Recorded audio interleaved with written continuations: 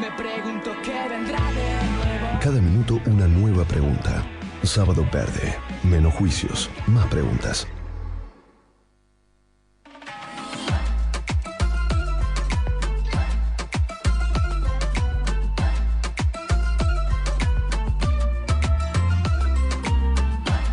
Bueno, algo que creo que está entre lo que más nos entusiasma de las energías renovables es que este nuevo modelo hará que cada uno de nosotros seamos potenciales productores de energía. Vamos a producir para consumir y también para vender energía limpia.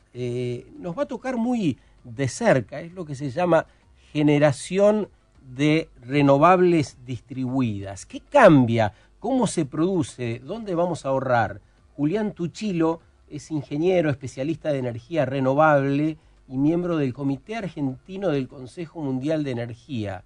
Entre sus tantas cualidades está el de explicarlo bien, el de explicarlo fácil, en un tema donde no hay muchos antecedentes, al menos entre nosotros. Julián, ¿cómo estás? Buen día. ¿Qué tal? Sergio, buen día. Gracias por la charla. Bueno, es un gusto para nosotros. Acá estamos con Taija de Alara, con Juan Ruax, todo el equipo muy atento, porque nos interesa muchísimo, en principio, saber concretamente y con esa claridad con que lo explicás, ¿qué cambia? Es una pregunta corta, pero la respuesta puede ser muy grande. ¿Qué cambia? Pueden cambiar muchas cosas. En principio, tiene que ver con un grado de libertad muy fuerte, que es producir lo que uno consume, ¿no? Eso es como el núcleo central de la cuestión, y lo que cambia alrededor es un montón. En principio es la política, es la ley, son las reglas, y bueno, después también la conciencia, que es lo más profundo, ¿no? Ahora, vayamos en un rato a la ley, las posibilidades de los proyectos que están dando vuelta, pero entendamos cómo se produce, cómo vamos a producir desde nuestras casas, desde los lugares donde habitamos energía. ¿Cómo se produce? Las tecnologías que existen para producir son diferentes. La más difundida para lo que es generación distribuida es la energía solar, porque es la más versátil, ¿no? Que se puede instalar en muchos techos y en la mayor parte de la geografía del planeta. Si bien, por ejemplo, hay muy buen sol acá en Argentina, nos llama la atención de que todavía esto no lo estemos implementando. Y, por ejemplo, el caso de Europa es que ya se viene implementando hace bastantes años, y la radiación solar allá es bastante menor. Bueno, no los implementamos porque no tenemos una ley, no lo implementamos porque sale bastante más caro. Desmentime si hay mito en lo que voy diciendo. No, no hay ningún mito, esa es la realidad, y de hecho no es una realidad solamente argentina, sino que es casi de manual. En la mayoría de los países, antes de que estas tecnologías funcionen, las barreras fueron prácticamente las mismas. Y entonces, ¿cómo transitamos el camino a esa posibilidad de producir energía, consumir y después venderla? Digamos, tiene que haber una ecuación que finalmente la termine haciendo posible. Contanos como si estuvieses en una clase frente a pibes que no saben nada todavía. No sabemos todavía mucho. No sabemos. Bueno, ese es el primer paso, aprender y saber. Es la barrera principal, aunque sea aunque sea medio oculta, es el aprendizaje para todos, no solamente los usuarios, sino también los que desarrollan las leyes y todo esto. Es un proceso que viene llevando acá en el país unos 5 años más o menos, y el primer paso para el usuario para implementarla en el aprendizaje es bueno, que vayan apareciendo proveedores por un lado, que la ley vaya saliendo y que se vayan interiorizando sobre cómo son las modalidades, a quién le piden cada cosa, a quién le piden instalar, a quién le piden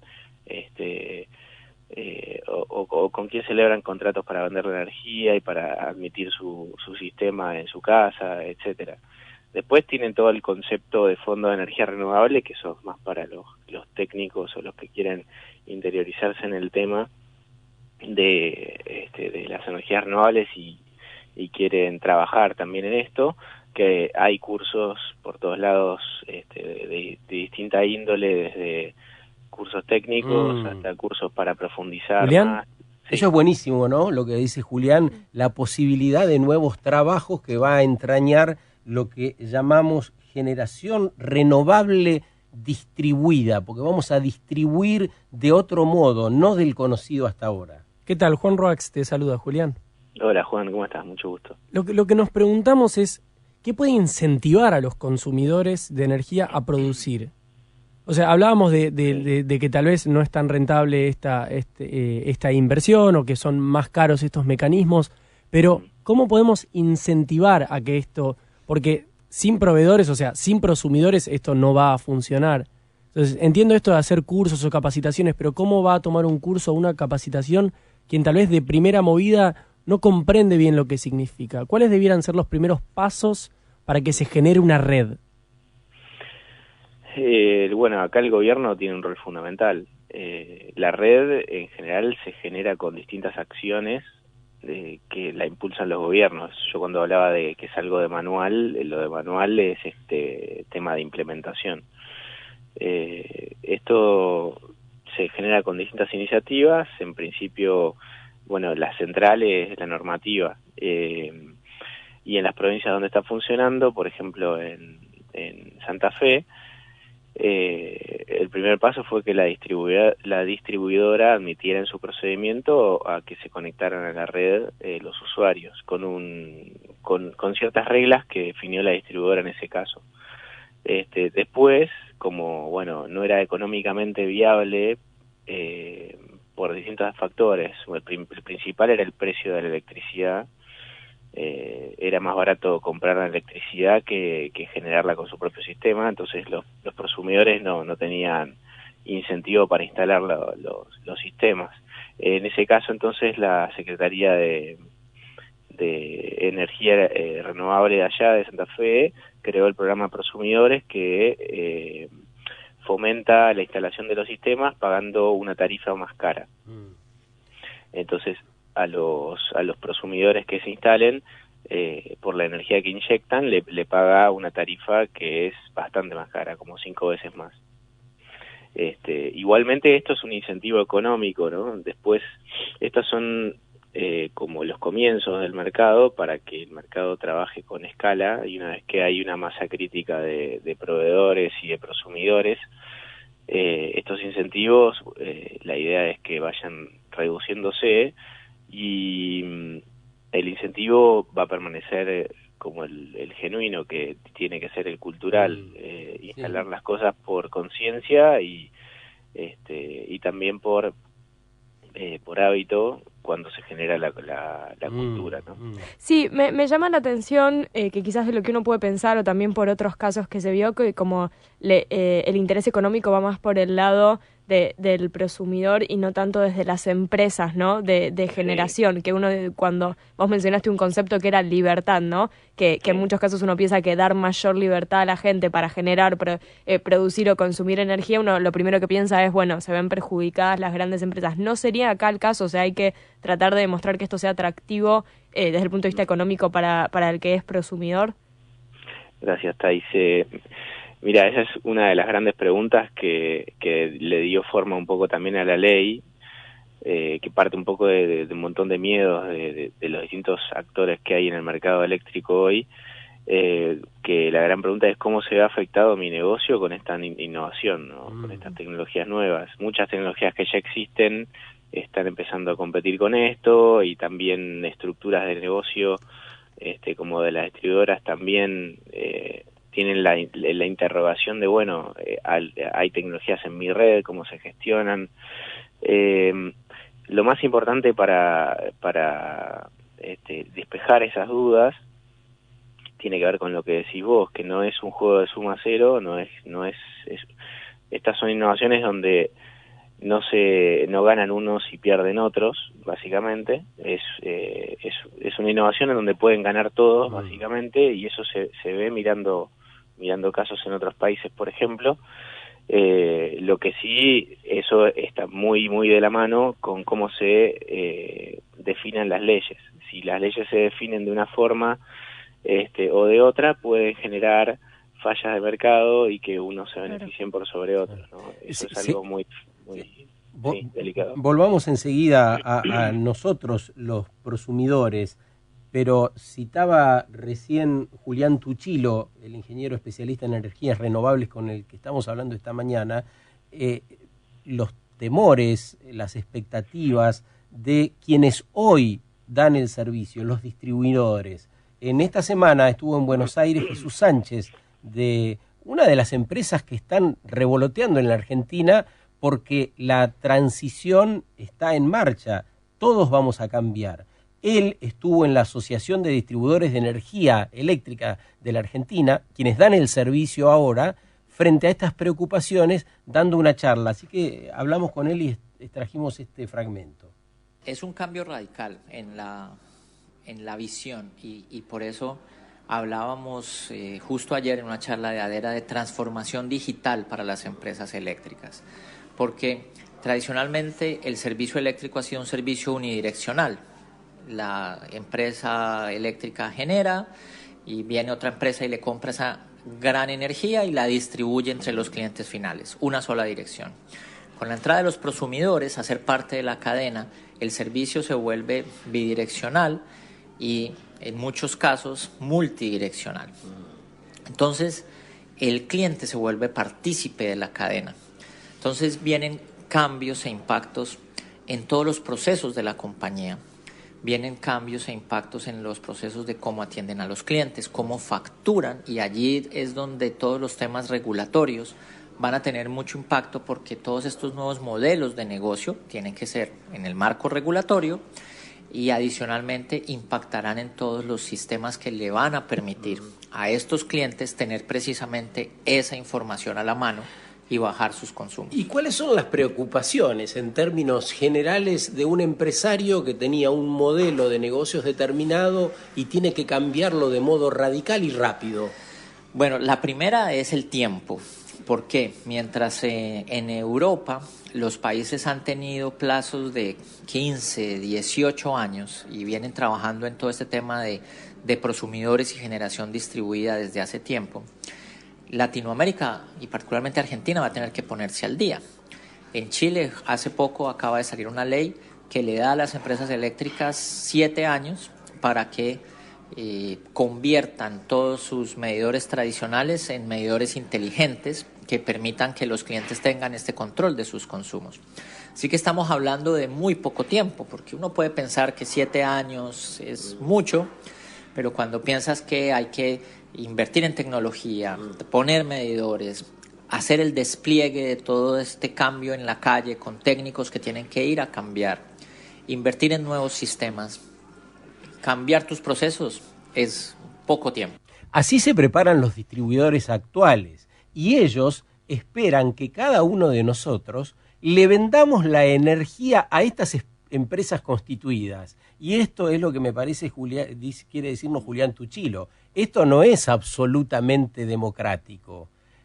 Hay un modelo alternativo que incluye que yo le venda, por ejemplo, a una cooperativa que se constituya en derredores de mi ciudad. ¿Vamos bien por ahí, Julián? Sí, te estás refiriendo a, por ejemplo, alguien que no sea la distribuidora que compre la energía. Así es, así es. Sí, esos modelos se están experimentando acá en Argentina también, a distintos niveles. A nivel residencial no, porque tenemos 2 leyes que están empezando a regular esto. Una es la Ley de Generación Distribuida, que es la 27424, que se sancionó en diciembre, que define que los prosumidores residenciales van a tener que comprarla a la distribuidora local. Y después está la regulación del mercado mayorista a término, que es el mercado eléctrico ya de industrias o de comercios, en donde ahí sí están esas figuras y pueden desarrollarse. Pero quiere decir que yo como prosumidor le puedo vender a un ente que no está constituido aún, digamos, no le puedo vender a una distribuidora tradicional, puedo venderle a escala local a otras asociaciones que se creen o no, según la ley. No, según la ley que se está regulando en este momento, no. Y bueno, entonces no es democrático. Esa era la pregunta inicial. ¿Es democrático o no? Sí, bueno, esa fue una de las grandes preguntas que quedó sin resolver en los últimos 2 años cuando se empezó a madurar esta ley. Hay un montón de trasfondos en el debate que se dio en el Congreso y también en la ¿cómo se llama?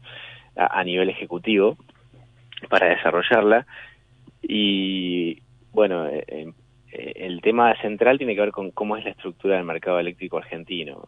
La estructura básica es que a nivel terminal las distribuidoras son monopolios que tienen un lobby bastante fuerte, bastante grande, y eso ha primado para el desarrollo de la ley y de la regulación al nivel residencial. Siempre. Ahora, ¿este proyecto es similar a otros que ya están implementando en distintas partes del mundo o hay ya casos que sean más democráticos, siguiendo en línea con lo que decía recién Sergio?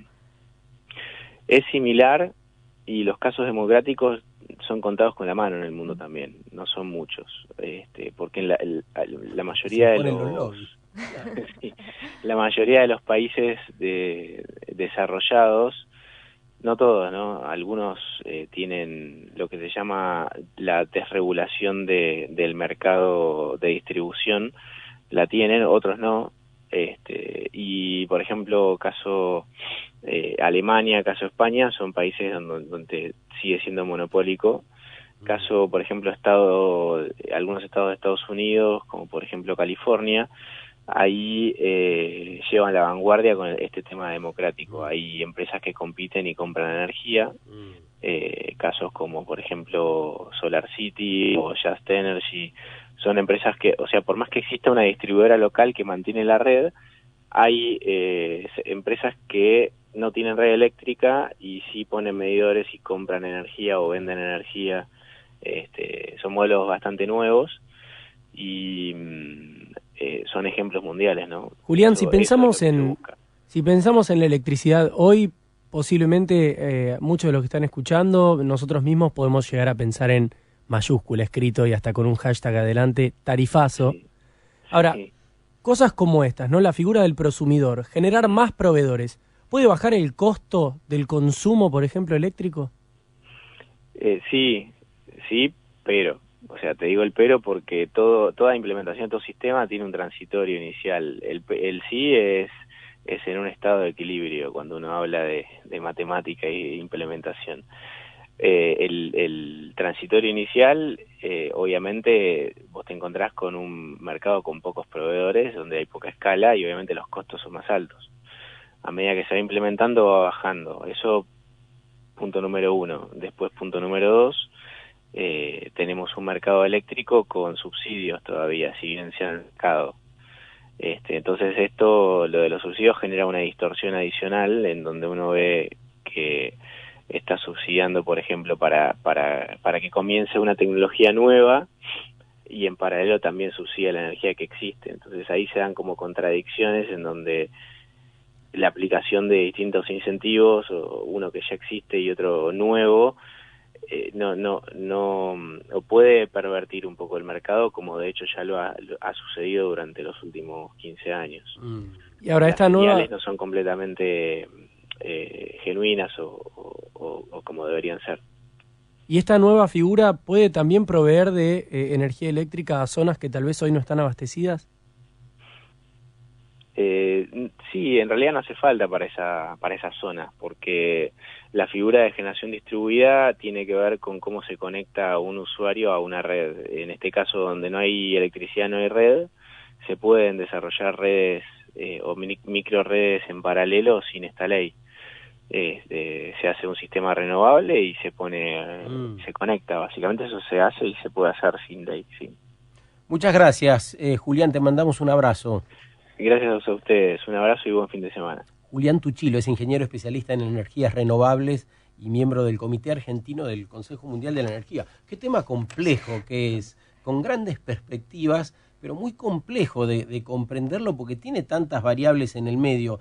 mirá lo que decía Jesús Sánchez de final en este encuentro que estuvo en la Argentina. Este Jesús Sánchez es de la empresa Open, una organización internacional que provee soluciones tecnológicas a las empresas, ¿no? Para que ellos también se reconviertan.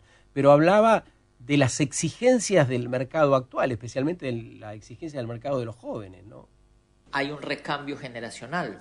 Hoy en Estados Unidos los millennials son el 35% de los compradores de casas. Y los millennials no quieren estar haciendo fila en una agencia de la empresa eléctrica para pedir un servicio, no quieren ir al banco. Entonces, si las empresas eléctricas no transforman su modelo de negocio, aparecerán otras disruptivas con unos modelos de negocio más atractivos para la gente, con mejores tarifas o mejores servicios que van a hacer que si no reaccionan a estos cambios, sus clientes se desaparezcan. Ese medio es el quid de la cuestión. Si no reaccionan no solo las empresas, sino los legisladores cuando construyen las leyes, si no reacciona el establishment, se los van a pasar por arriba. Me da la impresión, eso es lo que pasa con Uber y con tantas otras cosas, ¿no? Por eso el concepto, me parece interesante esa palabrita de libertad, es una libertad condicionada a los intereses todavía del lobby del mercado, o sea, no es libertad completa. No es libertad completa, pero se pelea y todo termina desmoronándose. Por eso la conversación que queremos o a la que queremos invitar tiene que ver con esto, ¿no? ¿Qué es lo que se va resquebrajando? ¿Qué es lo que sienten que en derredor de lo que tienen cerca se resquebraja para cambiar y transformarse?